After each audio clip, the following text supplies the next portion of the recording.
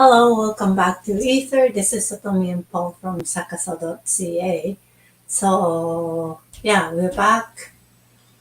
From vacation. Yeah. Mhm. Yes. Mm-hmm. Out in the wilderness. Camping. Yeah, yeah, camping out in wild, not the campsite. Yeah, Right. like this was rough camping, not glamping. Yeah, no water, no washroom. Yeah, No food, no no showers. showers. Yeah. Mhm. For 1 week. And she put up with me for a whole week with no showers.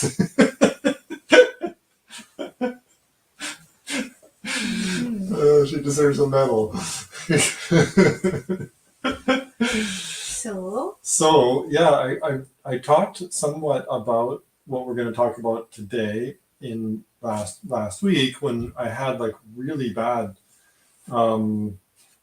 data connection when we were out in the bush by the lake, but I didn't really get deep into the subject, and so we wanted to continue the conversation today about what happened on this trip and what all the lead up to it, because it's really fundamental to everything that we've been working with for years with Sakaso. It's not something that happened during a trip. It's just a confirmation, validation that the trip showed me what I'd done up to then.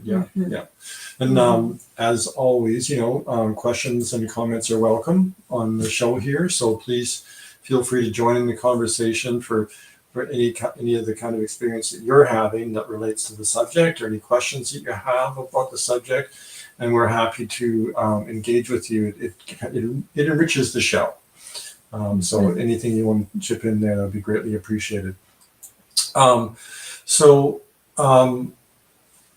what did happen exactly?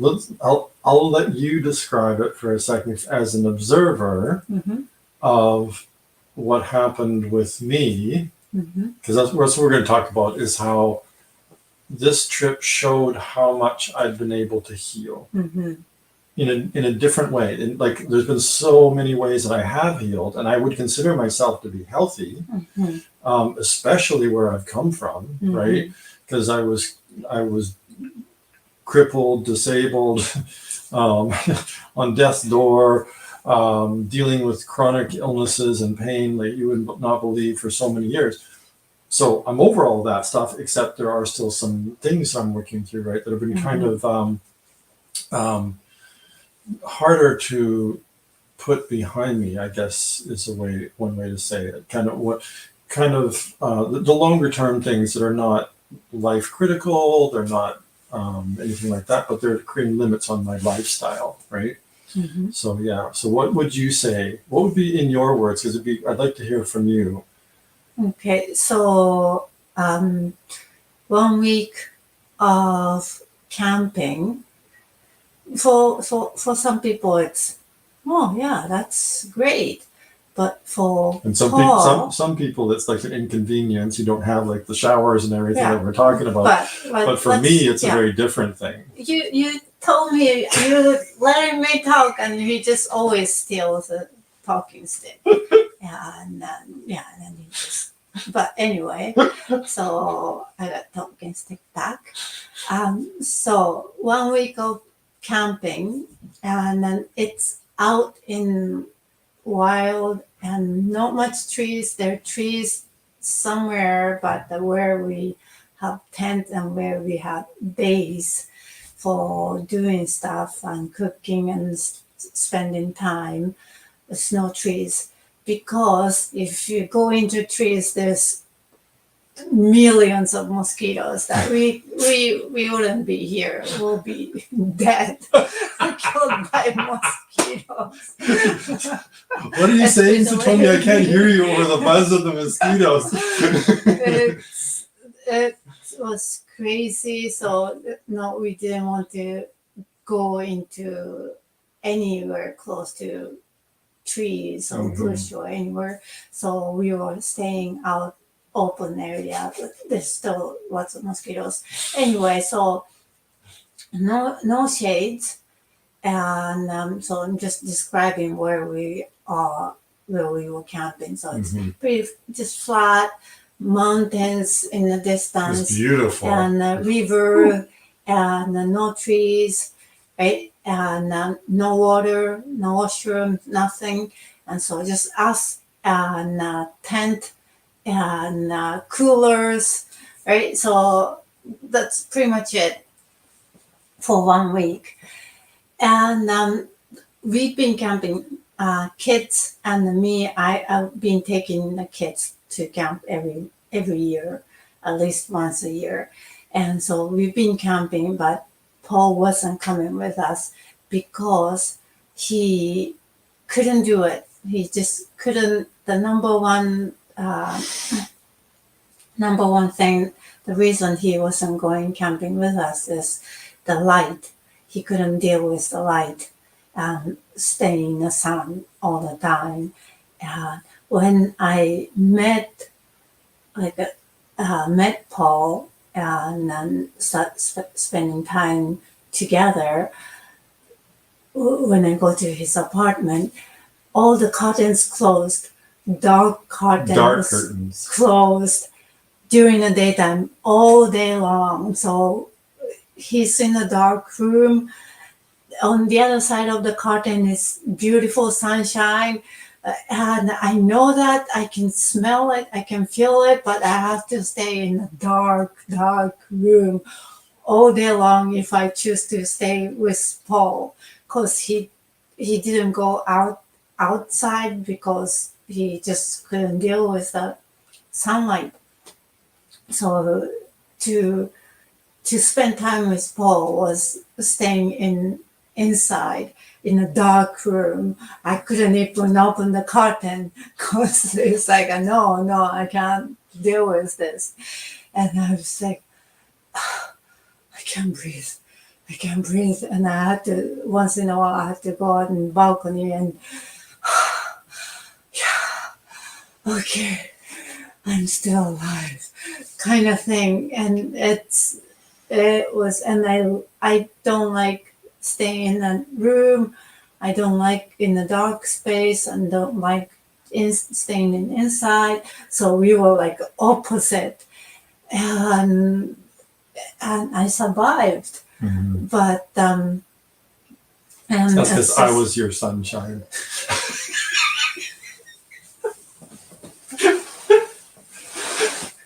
I wouldn't say that. It was very, very hard. It was very hard for me. But so that's one big reason, and all other reasons on top of that. But so, and then when he went out, right? He had to go out. Sometimes when he goes out, it's like a toque, and it's just fitted perfectly around his face and head and neck, right? In summertime, right? And like dark sunglasses. Knitted toque. I don't know, toque is just Canadian term. So knitted hat, like when you wear it in snow, those hats, right? So they're in. It's on his head. It's summertime, long sleeve like this, black, and then and then you sometimes you have scarf kind of thing around the neck. No, not just recently, and long pants, of course, and he's covered. Or you mean the bandana? Yeah, bandana. Yeah. Right. Yeah. So and then of course sunscreen wherever he can put cover, and anywhere he goes.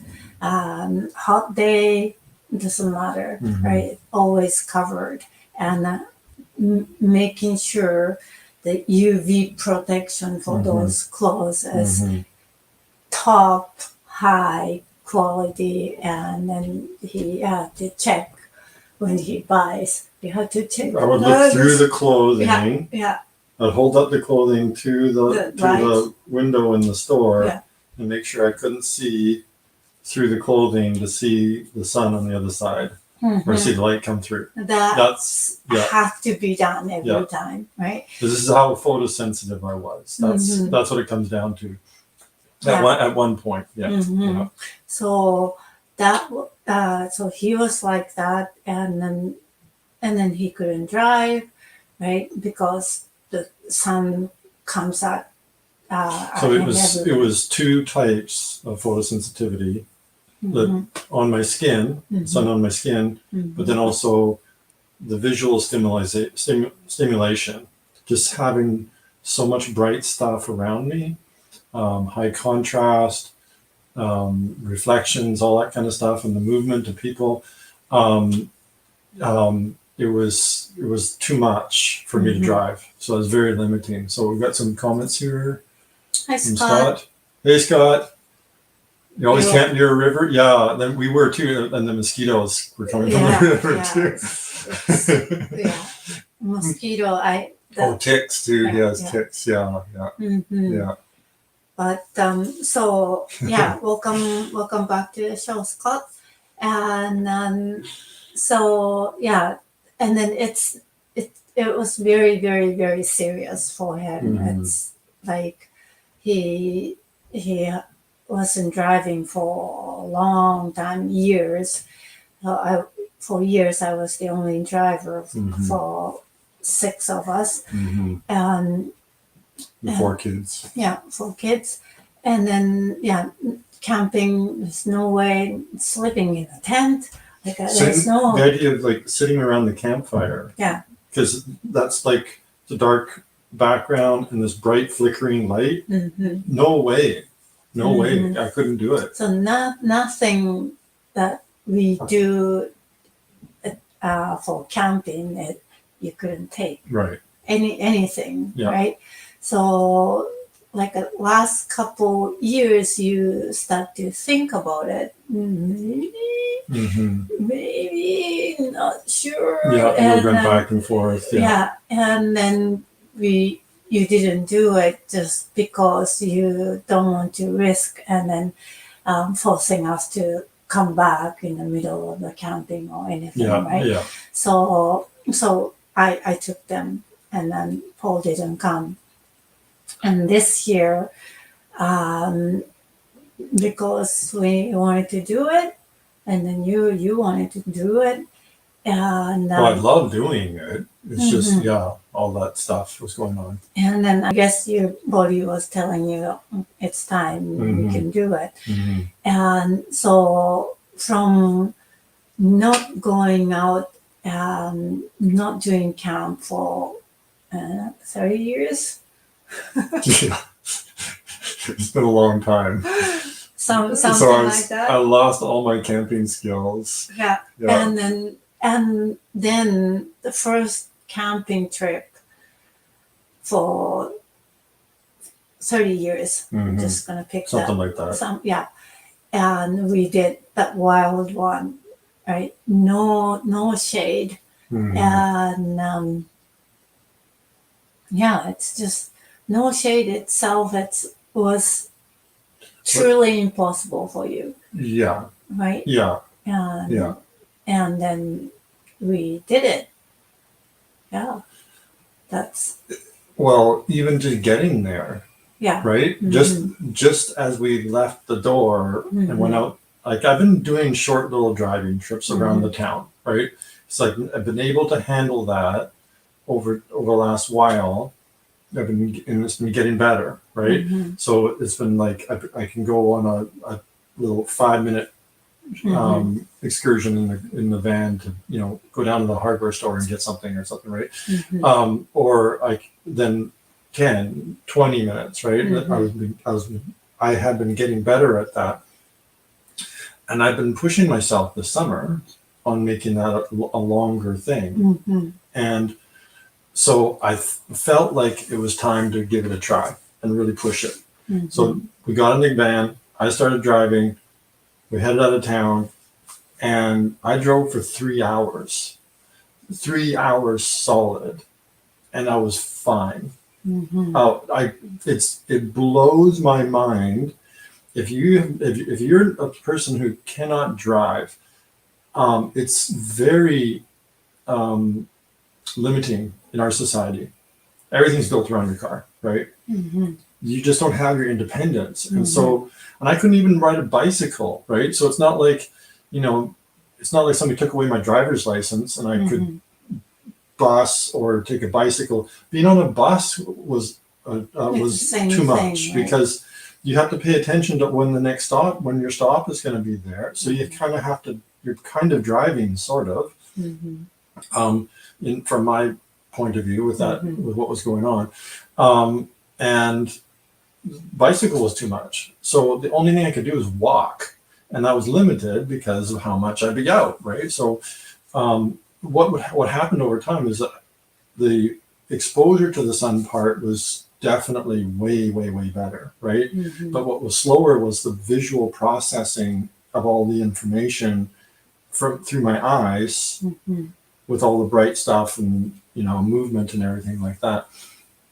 But yeah, for 3 hours, I could not believe it. And I was so happy about that. Like you used to get like a pain, right? Oh yeah. My body would tense up like crazy. My muscles would tense up. My brain would funk out. It's like it kind of just gets on overload. It's as if you'd been massively stimulated, over visually stimulated, and your brain simply couldn't take it anymore. It's kind of shutting down, right? It's just like it, and then I'm in pain the next day, all that kind of stuff. I'd forced it lots of times to just, because I got sick of it and just like, I'm going to go do something, right? I'll do something, but I would pay for it the next day. So driving for 3 hours, I was fine. That's unbelievable. So did you want to say more about what was going on, or because I can give them a little bit of background? I think that's good for now. Because what I had been diagnosed with was like a whole bunch of different disorders, but the one that was hardest to get rid of is something that's called VVM, visual vestibular mismatch, and it happened as a result. It comes as a result of having a concussion. This concussion was 30 years ago. It was undiagnosed for many years. The doctors didn't know what was going on. I'd tell them I'm having all these problems visually and all that stuff, and they would just be like, I don't know, it sounds like it's just in your head, right? It's like, I know I'm not making this up. Something is not right? And so what it really comes down to, I finally saw the right kind of doctor, a neurologist, and he figured out in no time, but that took so long. Years and years trying to find that guy. But what's going on with that is your brain can't process stuff because it's actually a subconscious anxious response. So you're automatically taking visual stimulation, and your subconscious mind is translating that as a danger. Is what's really going on. There's something dangerous in your environment, and your body is automatically going into fight or flight. And there's not a whole lot you can do unless you go through there's a certain kind of therapy that works for some people who have that disorder, but it wasn't working for me. There's two groups. Either it works or it doesn't. And that's the only way to fix it that they know of, right? So I was in the second group, the one it wasn't working for. And so what do, right? Well, that same doctor, thankfully, he was aware enough, because I told him when we talked about what was going on, I told him that I was, I meditated regularly, and he was aware enough to say, well, that might be a really good angle for you. I would double down on that and really see if that can help you. So that put me onto a positive track with this. And it turned out to be that I don't know if meditation would be enough by itself. I kind of, maybe if I went absolutely super extreme or something with it for many years, But what I do know played a massive part in the picture was because that anxious response, right, that put me onto it, is that it was PTSD. It's because of all the PTSD that I had, that it was a very complicated case of PTSD. Your body's, you're with PTSD, you're flipping, there's a switch being flipped, and you're being, or the tiniest little triggers, and you're being put into a state of fight or flight, and your subconscious is trying to protect you because it feels as though the situation is dangerous, whatever it is, even if it's not in any way, really, right? You know, what are we talking about here? Photosensitivity, right? Sunshine, it's not dangerous, but that strong stimulus of bright objects, brightly lit objects moving around, in particular, that was the hardest thing to deal with, was being translated as, whoa, that's something big. You know, like if it's just a car passing by slowly and the sun reflects off the windshield, and you just get that with most people, it's just bright for a second, no big deal. If you're going to get a lot of that, maybe you'd want to put on some mild sunglasses, right? No big deal. And you go about your day. But for me, my body was interpreting all of that stuff as a danger signal, as a trigger for my PTSD. So the PTSD part, that was the way I was able to heal that over the years up until now, through this stepwise process of getting past specific triggers. So we talked a little bit about perfectionism, how that was a thing for me, right? So if a piece of my work was going to go out there, if a piece of my work was going to go out there and be published, for me, my subconscious mind felt like it needed to be perfect, because if somebody could critique it, that was a danger signal because of my family experience, because people were kind of a little bit on my case about stuff and critiqued it. And so that was translated as dangerous into my subconscious. So getting past the perfectionism was one of the stages in the healing from PTSD. There were other ones. I mean, in our relationship dynamic, I think we talked about this a little bit too, but in situations where Satomi would feel me, like sometimes I'd have a reaction, right? Some kind of reaction to something I ate or whatever the case may be. There's something going on in me where I'm going to have a reaction. But I'm not aware of it yet. I feel perfectly normal. But I'm sitting there talking with Satomi, and she's backing away and not interacting with me, shutting down. And to me, that's what happened with the people in my life. The family life thing again, like I'm saying before, where they kind of went a little bit, relationship didn't go well, just put it that way. And that then was being that kind of thing. My brain was interpreting her shutting down as the relationship not going well. And it's just like I'm jumping 10,000 miles ahead with my subconscious mind and the fear that's built into PTSD, right? And the anxiety of that. So I would interpret that signal that you're giving, that kind of social signal, as danger, and respond. And the thing is, I didn't even know why she was doing it because I felt normal, right? So it's like you felt normal, like conscious level, like you are acting normal, but from outside, your choice of words changes already, and the reaction to whatever it changes already. Irritated, frustrated, anger is all coming out. In the tone of voice, the choice of words, like you're saying.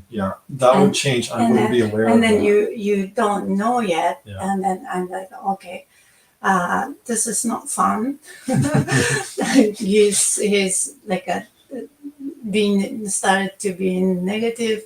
And then when he goes there, everything's going to turn into received negatively, and I say something and it's negative. So it's safe for me to just stay away and let him deal with it, right? And so that's why I'm backing this way, and then he takes it wrong way. Of course, I have no choice anyway. Staying there, he's gonna get mad.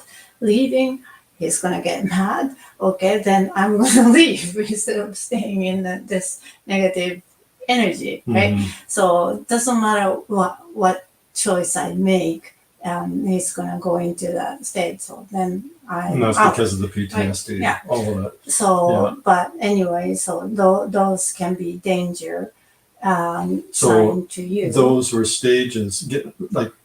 Just to finish that description, what would happen there? The reaction would happen later, and then I would realize I'm having a reaction. Oh, that's why she's backing away. So I'd figure it out eventually, but and I'd say, okay, I'm sorry about that. But anyway, those are all stages of, and there's other ones, a whole bunch of them, of healing from the PTSD and the triggers that were connected to it. So when are you completely healed from PTSD? It's kind of hard to tell. I would have said I believe I have that. I said I'm healed from it. But there's a process of discovery that you go through, that ongoing discovery of the different levels to it. And as we were kind of alluding to there's my conscious awareness, I feel like I'm doing fine, right? When really there's something else going on. And that can happen at other levels, like we're trying to get at here. And for me, I would say that there's a very deep level. There's a deep level of simply, right now, do I feel as though I need to accomplish something here in this event, right, that we're doing right here, right now, live with you guys? Do I need to accomplish something? Do I need to present myself well? Do I need to speak clearly, effectively, and just do a good job, right? So there's a basis of accomplishment, of achievement built into that, and I've been carrying that for I don't know how long, right? It's crazy. Where I felt that need to achieve, and healing, it's very tricky how this gets in there. There's this idea that if people are not well, that, like, or myself, I'll just say that, when I'm not well, that I need to become something else. I need to achieve healing, right? I mean, just say that you're healing kind of implies in English that you're achieving something, right? That you're less than right now, and you're going to be better than or greater than when you're healed, right? And that's what you're trying. There's an inherent built-in trying into so much of what we do throughout the day, right? Trying to do a good job right here, right now, right? Trying to heal, trying to stay calm, or trying to work with other people when they are upset, right? Just trying, or trying to not be triggered by sunlight. Woo, try that one. That sunlight happens instantaneously, right? How are you going to get ahead of that sunlight and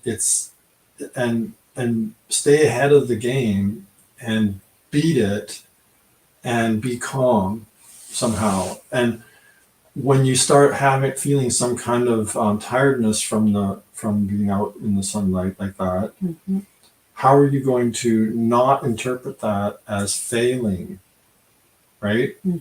And then try to not fail, Mm-hmm. right? So there's all that stuff is built into the psychology, and it's very hard to get past. Yeah, I don't know how many times I shared that message with you, like that you don't try to go somewhere Mhm.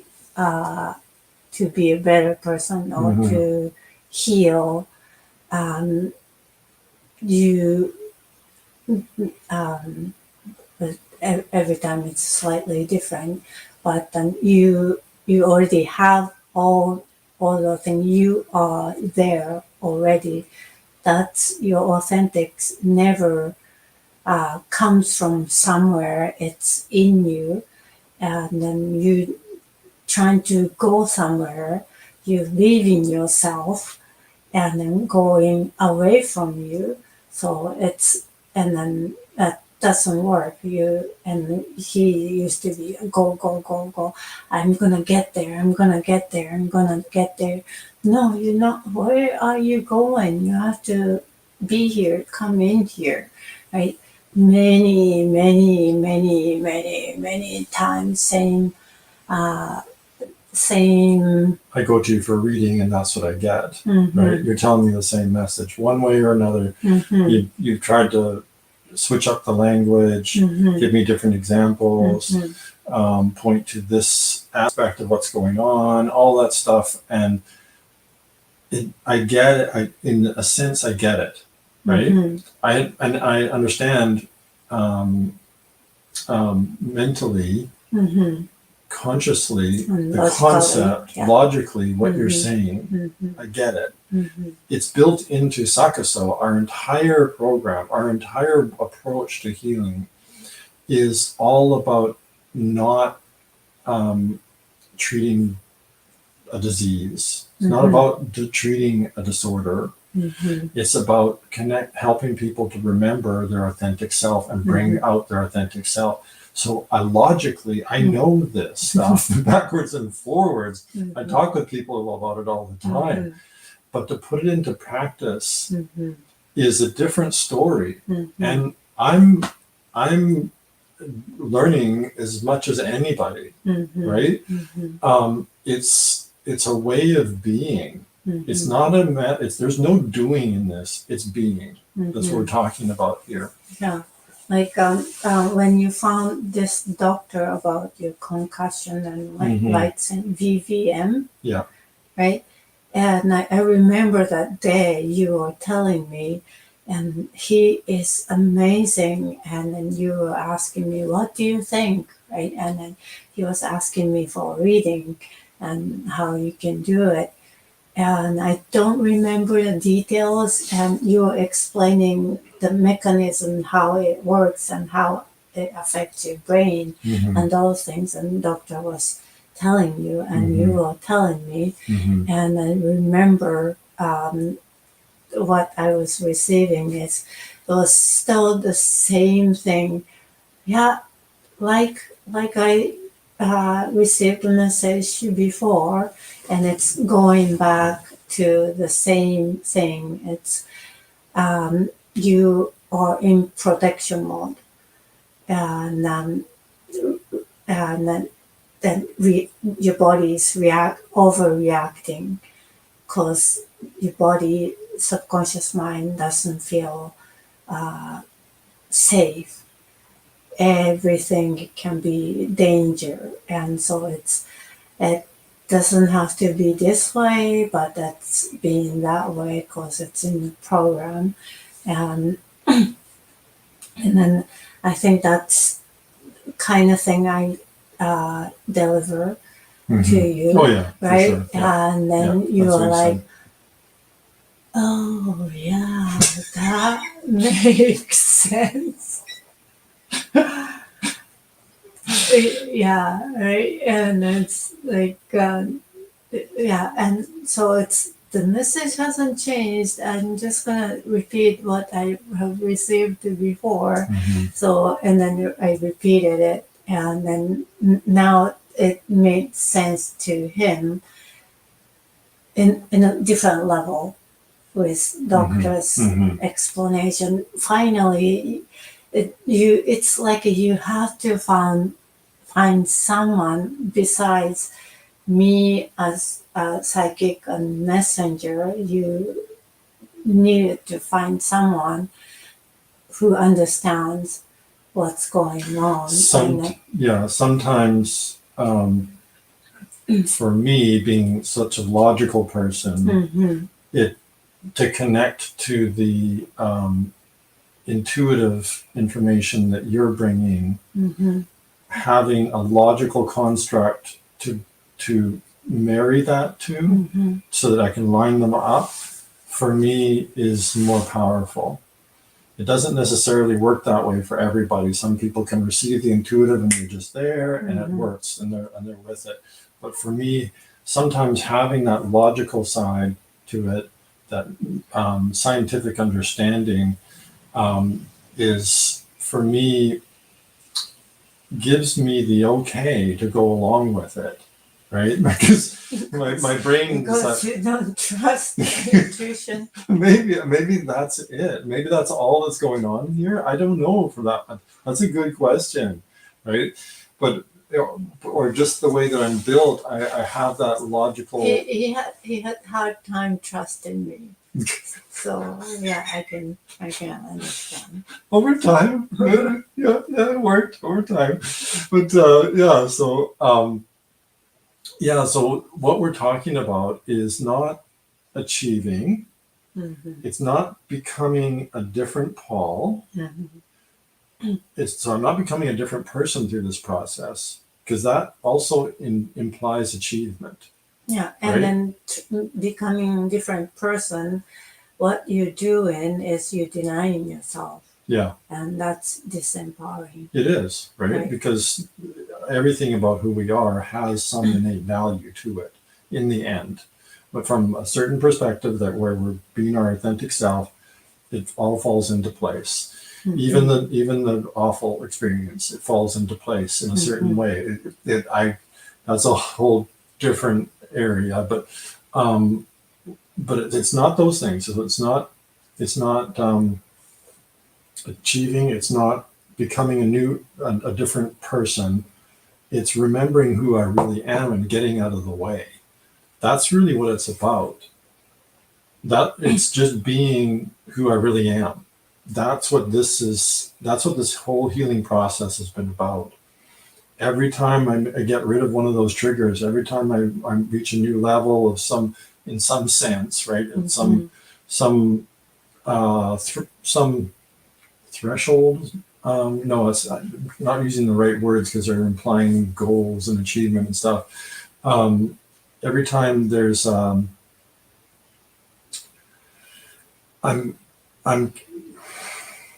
I don't know. I'm just saying that I'm healed more. Then I'm more my authentic self. That's just really, I'm just being more calm, more able to just be like. It's so weird with the photosensitivity thing. It's so weird because it's such a natural aspect of living your life to just go out and be in the sun. I mean, come on, right? But it's pretty frustrating. For you, pretty much everything was a hazard. Everything, right? Food, hazard. Hazard. Yeah. Like whatever it goes into your mouth, it's like right. And then the sun, the light, right, and then the smell, sound, well, that's all those senses, and then something that goes on your skin, everything. Sunlight hitting my skin, or some chemical, right? Whatever. Everything, all those 5 senses that you are using, everything is a hazard. Possible threat. Yeah. And then so your subconscious mind is thinking that, and then it becomes true. Yeah, then that, to me, honestly, I think that's the whole basis behind allergies, right? when your body starts getting a strong stimulus in some fashion, right? You know, if you look at those little pollens under a microscope, they look like, and that's hitting your soft tissues. You're getting a strong stimulus from that, right? They're releasing histamines, and your body's like, whoa, right? So there's a stimulus, right? A strong stimulus. Normally, that would just be worked with. Your body would deal with it, and you're fine, right? But if you're becoming hypersensitive because your body's interpreting that stimulus as a threat, then it's going to respond as to a threat, right? To what it considers to be a threat. So that to me, and that's why I ended up with so many different issues like this. And the photosensitivity is just one example, right?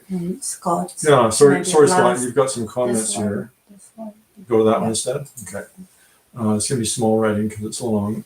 When you find that you have PTSD and you go to treatment for it for a while, you see all the protective measures you set up that aren't healthy. Yeah. No, yeah, absolutely, Scott. This is so true. Yeah.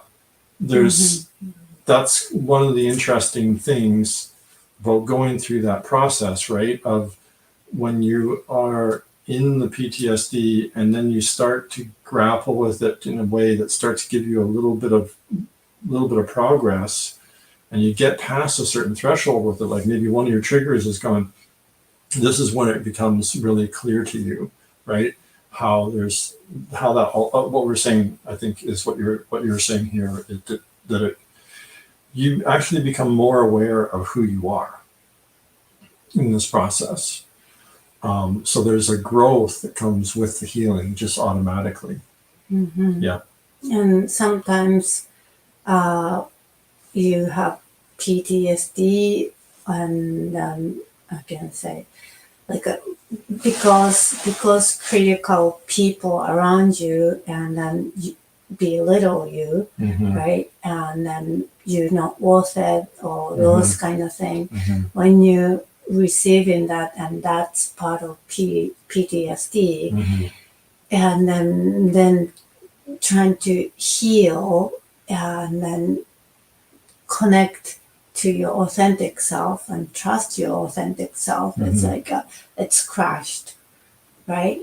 Like because of the experience, like be yourself, like I'm worthless, and being myself. How can I be myself? I'm worthless.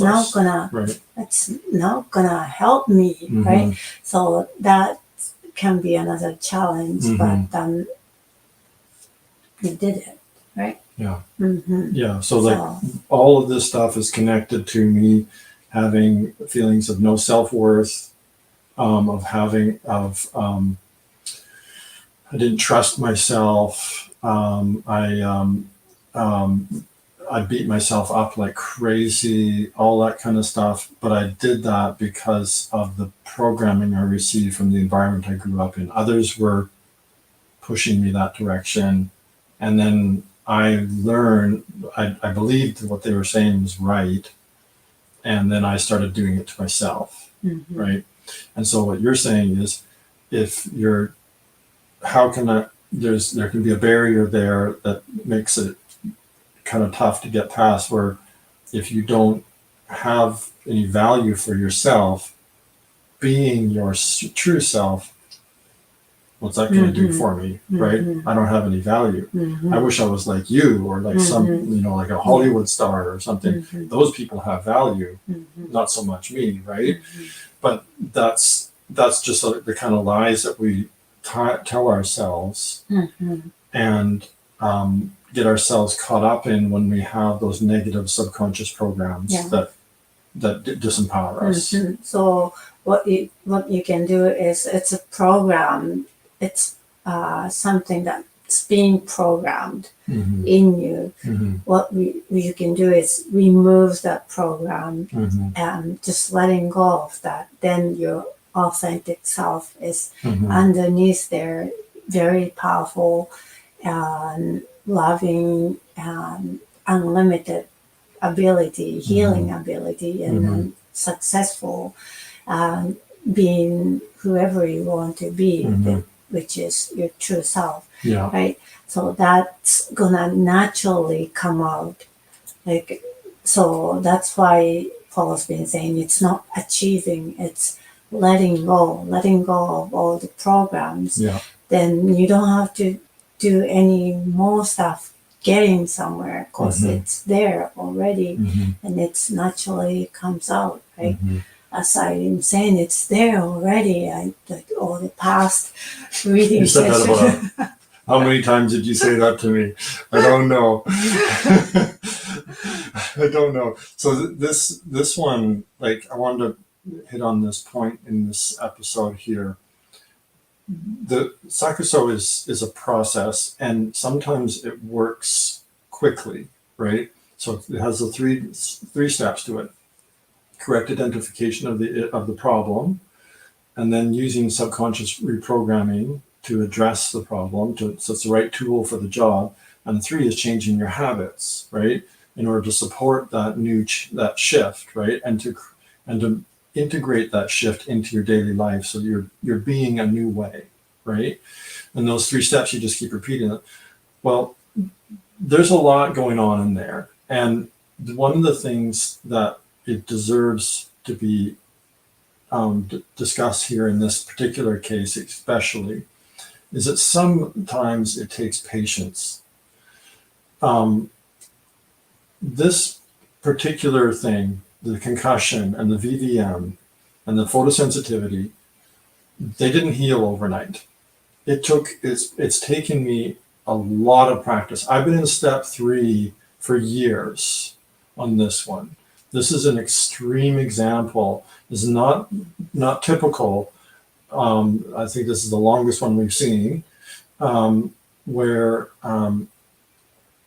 the meditation, using meditation as that was my practice, right, is to go into deep meditation and to connect with that, like what we've been talking about up till now, which is not trying, connecting with not achieving, letting go of achievement. So just, you could maybe sum it up with letting go of achievement, right?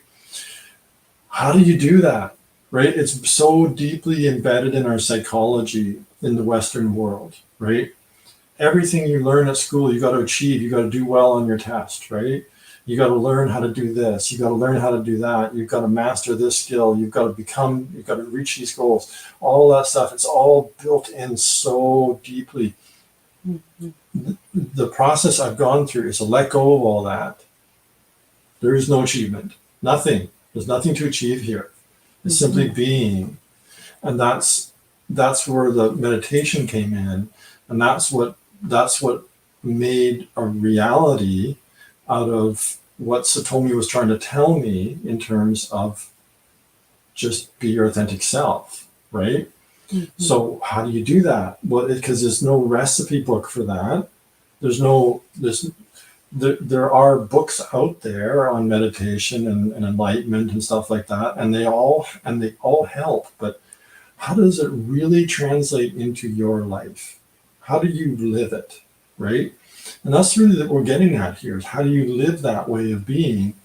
And that's what was critical for me, to learn it in such a way that when I go out in the sun and there's that instant sunlight coming in, that it doesn't create an automatic response of threat, right? Of danger. And then I get overloaded with the anxiety of it. And I'm diagnosed as photosensitive, right? Diagnosed with VVM.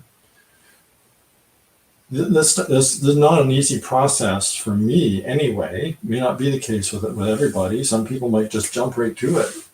But every person has their own challenges. In my case, this has been one of my biggest ones, is letting go of achievement. And the meditation has allowed me to do that, because the meditation takes me into a non-dual state where I'm not disconnected from Satomi or from you or from anything, right? There's oneness in everything, right? And going into that place it's the most beautiful thing you can imagine. And that's your authentic self, being like that. And if I can carry enough of that over into my daily life, where I'm out there driving out to the hardware store or whatever, or going camping and standing all day in the sun, and we were helping somebody put in a house, right? We were camping on site, and they're doing a house put in and that kind of stuff. So I'm out there doing construction work all day in the sun, no problem. What? Every day for 7 days, right? Oh my God, right? And mosquito, and there are like so many. And it's like, it's a little bit, like Scott says, you're beat down. It can get you beat down with that kind of stimulus, right? Did you want to talk about this or this previous time? No, he was saying he wasn't aware about the protective mechanism until he started sinus therapy, right? So he that's normal because it's in subconscious mind, and then subconscious mind is telling you it's protecting you and you gotta do this, right? It's not unhealthy, this is healthy and this is safe, right? That's what subconscious is telling you, and that's what you do. Naturally, that's what you do, and it's already built in your system, and you don't think about it until you talk to somebody, and then, are you sure this is healthy? Right? And then you step back and look at yourself and then see how you react and how you do things, how you behave things. And actually, it's not healthy, right? If you're in here, it's hard to see, but if you step outside and look at yourself from third person's eye, and then you can tell, okay, right? And that happened. That's why it's so hard to identify yourself. But on the fear being weighed down by others was the hardest thing to get over.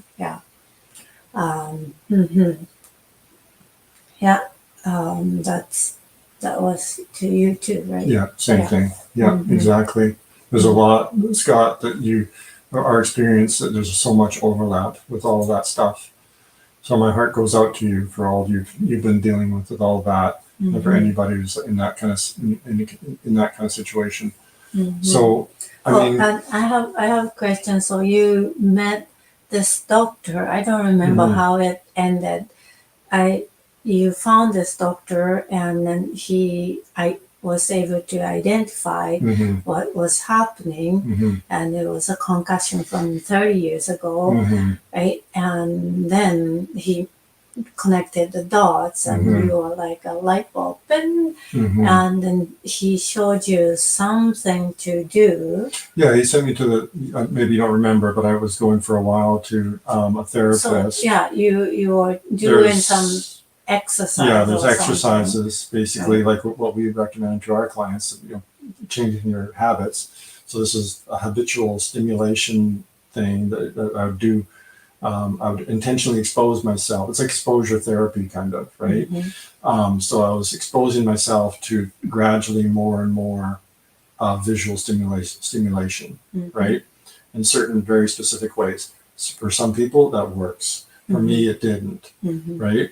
So you found that the doctor who was able to diagnose you, but treatment didn't help. Yeah, and that's the only known treatment for dealing with it, because there's no structural problem in the brain. I got the MRI and everything, right, or the CAT scan or whatever it was. And they did the full thing, and there's nothing wrong in there that you would find under the microscope. Yeah, that's why the doctor say it's in your head. Yeah, right. Yeah, exactly, right? So but it all comes down to the subconscious programming and that kind of stuff. So, I mean, the patience, and I want to touch on the resourcefulness too about this is, so like if you are working through the healing in this kind of in this stuff, sometimes it does take patience. You want to be able to ask the questions. So, am I missing something? Am I missing something? That's what I was doing with Satomi over and over again. As a psychic, she was hearing from my guides. No, you just want to get in touch with your just be your authentic self. Like, okay, told me that one last time. Okay, got it. You're not. I'm not getting it. So, but it's how is she going to convey that anymore? It's a matter of being. It's a matter of, it's not doing. It's not something specific, right? So, so working through the meditation, you kept saying do that, and you also would say things like let go of achievement. You did say that to me at one point as well, right? Maybe I think at certain points through the process, you said that to me. So having you as a psychic to provide that input is part of the process. And that's why we have it as part of our process in Psychosoul. But the third step is so important to be able to put it into practice. And like in this case, it took a long practice, and having that patience to work through the meditation to get deeper. There's an element of resourcefulness there. So this is something that I don't know. I've tried to, I think I've talked to you about it at certain times, but it's, yes, I have. But at a certain point, I just made it inner work, and that's it, right? So it's hard to put in words, and when you're trying to convey what it is to just be your true self in words, it starts to lose. Words start to lose meaning, and when you're doing that kind of meditation, a lot of people, I find with meditation, they just sort of bang their heads against the same wall all the time, and they end up running into barriers like trying to get into that space, right? Even me saying going deeper, right? You told me that. Those are all words that get in the way, right? Those are all intentions. Is really the main thing there is if your intention is to achieve or to go deeper or all those things, then that can get in your way. And if you're always trying to get into that space, you're going to get stuck in meditation. So the resourcefulness, that's why I just want to touch on this, is a matter of paying attention, just being aware that if you are getting stuck during meditation, there are things you can do. If you want to talk to me, I can help you with that. I'm considering offering a course in it because there's a lot that I think that I've gone through that could be a benefit to someone. There's a process by which each of us, it's very personal, that you're experiencing things in a certain way during meditation. You want to be able to challenge what you're doing, always challenging and then mixing it up, right? Sometimes you're just like, I've done things that just like, I'm just going to be lazy in my meditation and I'm not going to even try to do a dang thing, right? So I'm trying to attack that achievement thing, right? And doing that is what I mean by the resourcefulness. I'm talking about meditation here, but you could be for any practice that you're doing. You want to be able to be aware and try different things. You don't want to just beat your head against the wall. There's a place that you can go into in meditation where it feels like you're just on the edge of breaking out and just getting there. I believe that's a dead end. I think it's a very common dead end that people run into because there's an achievement there, and that's. But we can, if you're interested, we can talk about that more deeply, one-on-one. So let's see what we got here. Yeah, we talked about non-duality. And we also did talk about this, there's an element of courage I just want to mention as well about letting go, because there's something in us that does not want to let go of the self that we're used to being. Right? We're used to being a certain way. We're instinctively afraid of letting that go. Mhm. So, like we were saying earlier, it's not about achievement, it's about letting go. It's about being your authentic self, about remembering your authentic self. Those are all different kind of aspects of trying to say the same thing. But there's an element of courage in there as well. So yeah, Yeah. all of that in this photosensitivity thing. Yeah, and like meditation, you've been doing meditation all your life, I and have. Yeah. at at lots of I don't know for how long, or maybe you you shifted the meditation, and then before the second final shift, the last shift you made, and I was kind of having I didn't give you much feedback, but if I gave you feedback, it was going to be negative. So I was staying away and then being quiet because I don't want to say much negative things if he's not asking for any messages, right? So, but it was like an achievement, like, oh, I was there before the last shift. yeah, before the last shift. Yeah. And then you felt like you were making huge progress, and then this is, I'm doing great, and I that is it. I'm not saying it's bad thing, but the way he was feeling it was I was receiving negative, that something is something negative, and it's holding him back, and then you hit the wall like a, and I was receiving he's gonna get stuck soon. If he keeps doing this, he's gonna get stuck, right? And I'm being patient. I'm gonna let him find out. I don't want to be the teacher or anything, the one who knows everything. So I'm gonna be quiet and let him figure out, let him discover, right? And I'm just listening. Okay. Okay.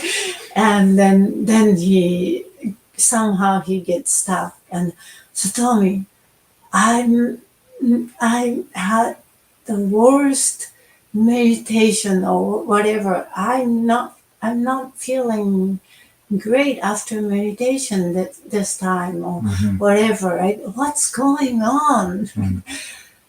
There you go.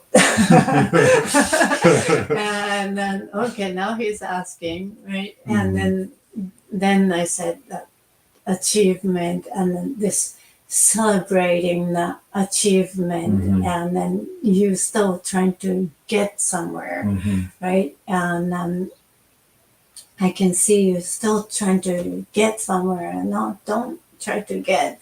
You come here, and then several times, but yeah, it's like even here, and it's just subconscious, and you've done subconscious shift, but sometimes you have to come at this direction and this direction, this direction, this direction. That's exactly what it is. Right? Yeah, that's exactly right. Sometimes just one subconscious shift and boom, done, and everything is great. It could happen, but sometimes like he is like being a scientist and a researcher and studying this and this, and then going deep and deep and deep and deep and make everything perfect. So one shift, you can't break it through. Because he made sure that he learns in this life, right? not just one lesson, like millions of lessons that he learned. So he's so eager to grow, eager to learn, and that is holding him back. But so he made sure this is unbreakable, almost unbreakable until he really finds the connection, kind of thing. And so that was an easy process, but every time you did take a step forward, right? And then now it's like a big open world. Yeah, it's very different now. Yeah, it's kind of hard to describe. Very different. Letting go is where I'm just letting go is where I always get stuck, especially during meditation. Yeah. Yeah, Scott. I mean,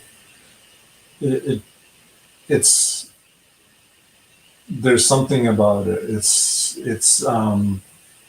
like we were saying earlier. We're kind of really programmed to achieve, and we're really programmed to hang on to who we are, and we're really programmed to be scared of being something different.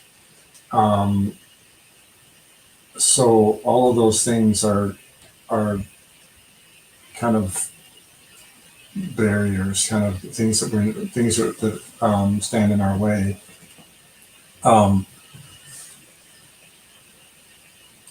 It's if we have a chance to talk about it, I'd love to talk to you about it more in depth. But that's a whole different subject matter on the meditation, the depth of it, and where you're going in there. But yeah, so we won't go deep on it now, especially now, but or any deeper than we have. This whole process, the way that you've been able to provide that input at critical points to help me move past the PTSD, to unlearn one way of being and learn a new way of being, and putting this into practice, doing the subconscious shift work, and then putting into practice the meditation. You mentioned that I've meditated my whole life. You don't have to be a lifetime meditator to achieve to excel at meditation. I'll just put it that way. That's why I want to teach a course, I think, because prior years or decades, I was so stuck. But by using our Sakuso method, I've been able to do things that were not previously possible, and in a much shorter time, massively accelerated. So I don't meditate all day, every day. I'm not like that. I don't have that luxury. So I've got to meditate and live in the world, right? I've got to become that kind of person I'd like to be and live in the world at the same time. So it's doable. But like we're saying, it takes those kind of characteristics that we were talking about earlier in the show. So if you do have trouble with these things, it is going to be because of subconscious programming, right? Those are what the barriers that are standing in our way, the programming of achievement, right? You got to achieve, you got to become something that you're not. That's a barrier. And to unlearn that, you can do that through Sakuso. And that's what it's about, is unlearning, right? And remembering who you really are. So if you want to connect with us and find out more about how that works, you just schedule a free life breakthrough session. Check out our other videos on our channel. We've got a whole lot of free material here for you. Some of that material we're planning to move into an exclusive course, so it's not going to be free and available permanently. Yeah, so we'd love to see you again here next week at 4 o'clock Eastern. And if you like this this episode, please like, share, and subscribe. And we hope to see you soon. Take care. Bye Bye-bye. bye.